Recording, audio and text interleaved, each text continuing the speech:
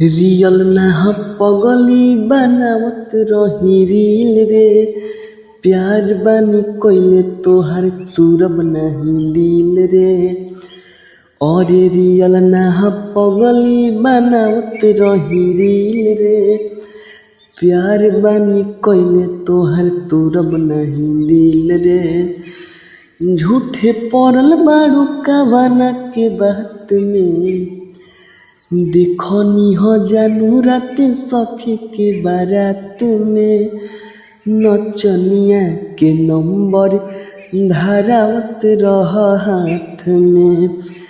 देखनी हो जानू रात सखी के बारात में, नचनिया के नंबर धारावत रह हाथ में।